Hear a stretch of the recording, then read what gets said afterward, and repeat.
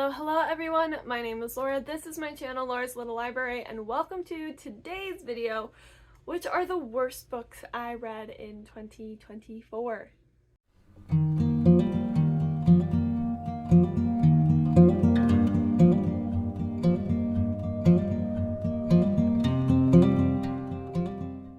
First thing to note is that all of this is my opinion. This is not necessarily a reflection just on the book or on the author. These are just the books that I enjoyed the least this year, this reading year of 2024. So again, it's all personal opinion. If your favorite book is on this list, I'm sorry. That just means we have different opinions.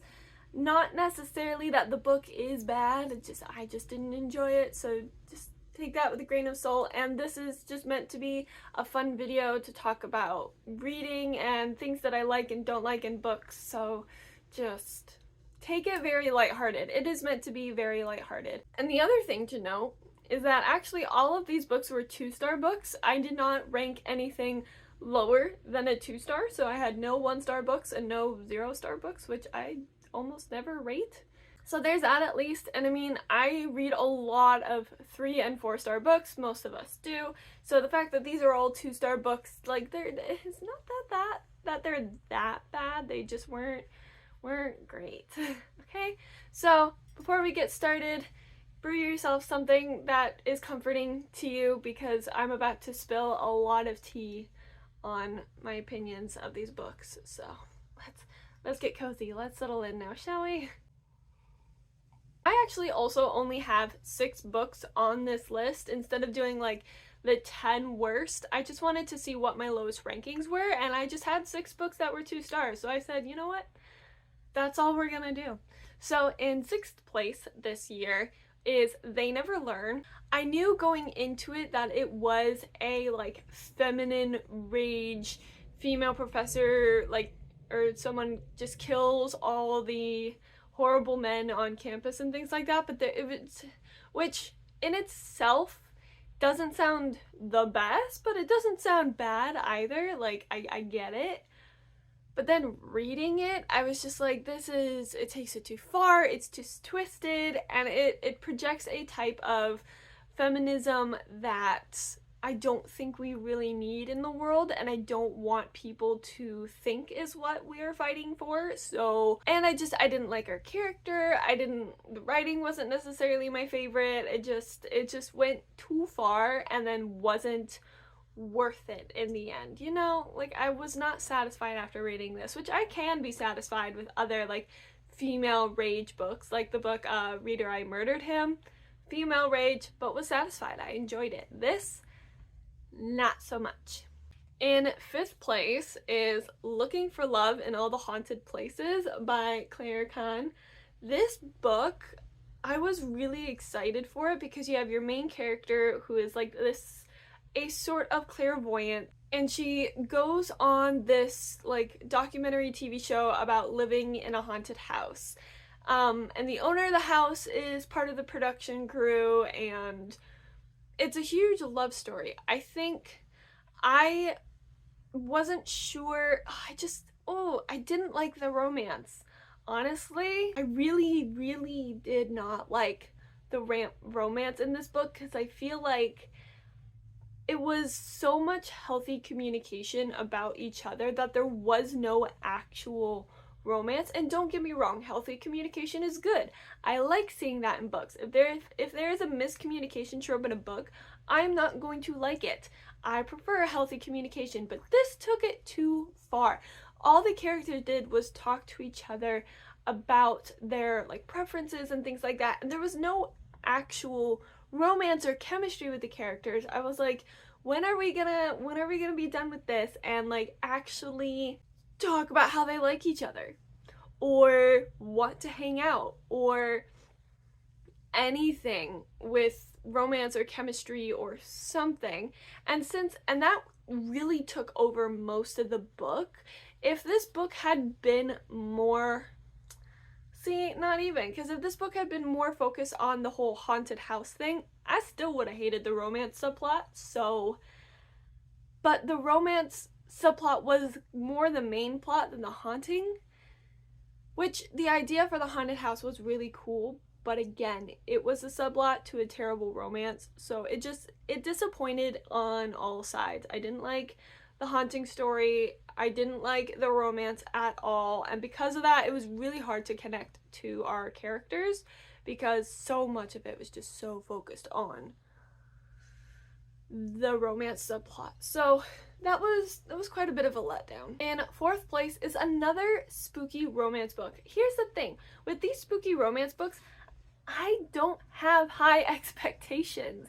I am not looking for a lot in these books. So the fact that they are rated so low, that means that they were really pretty bad in my opinion. In fourth place is Casket Case by Lauren Evans.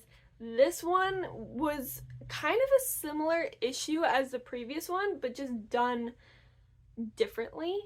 Like, again, it is a romance book where I could not stand how the romance was written. Like, again, it just seemed too perfect. Like, there wasn't a lot of friction between the characters, nor was there a lot of spark between the characters. Like, she had this thing that she liked, he likes it too. She does this thing, he also enjoys it. Like, it was just too, like, perfect matchy match with no, like, independent character differences or anything like that. And then the main conflict wasn't that big a deal.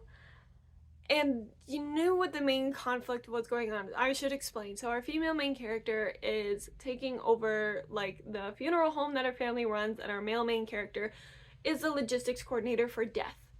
Literally, death. Like, there too, you see just, they have these very similar jobs, which is fine. Like, honestly, that sounded like a really fun premise, but then everything about them was so similar. She likes this sport, he likes it too. It was kind of boring. I'm sorry. And yeah, like, the whole conflict was that he literally works for death, and then it just kind of was blown over once it was resolved. I don't know, this was so flat in every way. The characters were flat, the plot was flat.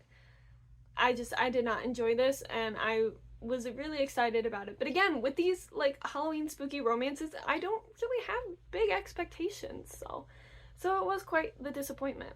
In third place, it's so sad, is Children of Anguish and Anarchy by Tomi Adeyemi. We have been waiting for the third and final book in this trilogy, this one, Children of Anguish and Anarchy.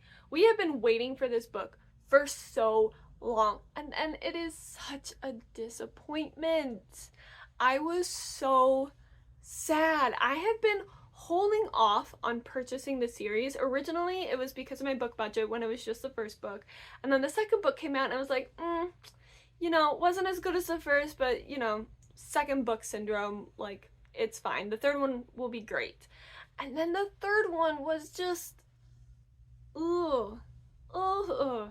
it just kept going downhill, and now I don't even know if I want to buy the trilogy, which is such a bummer because it is West African mythology based, and I love mythology books, and I especially want to encourage fantasy, like, West African. So the fact that this book was so bad that I no longer want to buy the trilogy is so incredibly sad. I am so bummed, which is such a bummer because the first book was great. The third book just, I don't want to spoil anything, but it was like, this is your ending to the whole thing? Really? It's not very imaginative. It doesn't spark excitement or intrigue. I just was like,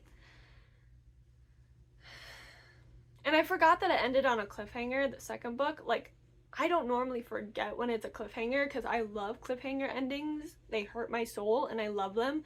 But I started this one, I was like, oh yeah, we're here.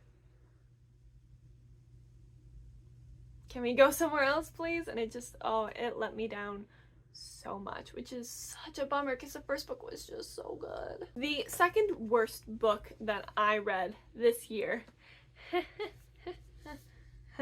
was To Kill a Shadow by Catherine Quinn. First off, when I bought this book, I thought it was a different book, But then when I read the synopsis, I was like, oh, this sounds really good too. I'll probably enjoy this too. And I read it and I was like, no, no, no. So this book, like, imagine the Fold from the Grisha trilogy and universe. So they have kind of the same thing. They have the shadow area, and this girl and this guy, they're special, and so they're gonna go and they're gonna figure out how to defeat the shadows.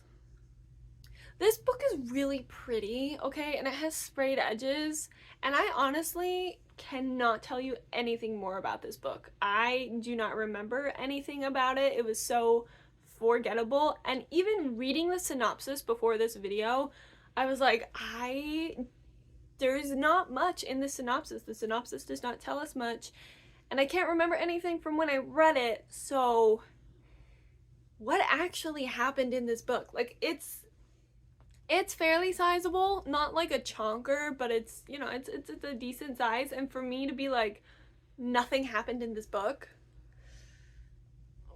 that does not bode well. So yeah, it was quite a bummer. They're leading soldiers into this shadow area to try and defeat it. But no idea. Did not enjoy it. It was an attempt for a lot of popular things that just did not work. Alright, and then the worst book of 2024 for me, and again, remember these are all 2 stars, okay? So this worst book was actually a book club pick for the book club I am a part of, which is kind of sad. It was Flawless Girls. This premise sounded so cool. I think so many of these books were like, not necessarily hyped, but could have been so good. They had so much potential, and then it just fell flat, was not executed well. Such a bummer. And this one especially. It's not a long book, but if it had been just a little bit longer and written much, much better, it could have been so great. Flawless Girls kind of has like these sisters. One goes to this school, becomes a perfect proper young lady, and then the sister that we're following, you know, hates that kind of. She got kicked out of the school originally, but then her sister disappears, and so she goes to the school to figure out what happened, and they're still, you know, trying to turn her into a lady, but then there's like a whole bunch of like spooky things at the school, but the book doesn't commit to it very well, but then like there are spooky things, and it was so interesting because they tried so hard to do this thing with gems, and I feel like, again, it couldn't commit to what it was trying to do, and so then everything just kind of collapsed, and none of it really fit together well or made sense. You know what I mean? Like, it had the idea of this, and then this happened, and then the ending was like so unsatisfying, and I was just sitting there like, what was the point? I feel like there was supposed to be a societal message in this one, like a point to it, just did not come across very well because it could not commit to what this book was doing at all. So that was quite unfortunate. It was the biggest letdown. Like, really, all these books were just like letdowns, and that's why they were the worst books, but oh, this one could have been so good. And nobody in my book club liked it either, which makes it all the worse. But oh well. So those are all of my worst books of 2024. Luckily, there were only 6 and not a full 10. That does say that I've had a pretty good reading year. And looking at my best books of 2024, there are definitely more than 10 like 5 stars that I've given out. So it was a really good reading year for me in general. So you should definitely subscribe to stay tuned for when I do my best books of 2024 a much happier video. So yeah, hit the subscribe button to be notified and the bell for when that video goes up pretty soon after this one. I'm also posting a lot more during the month of December and probably January because I actually have time and there's just so much fun content to be made at this time of year. So if you like this video, give it a thumbs up, comment down below some of the books that you read that kind of fell flat or short of your expectations, or what were your worst books, and if they're one of my favorites, like, don't be offended. I won't be offended. This is all just fun and sharing a love for reading. So I also have Bookish social media in the description below that you can click and follow me on, like Instagram and Goodreads and all that stuff, so you should definitely go and follow me there. Again, thank you all very much for watching, and until I see you in the next video, happy reading!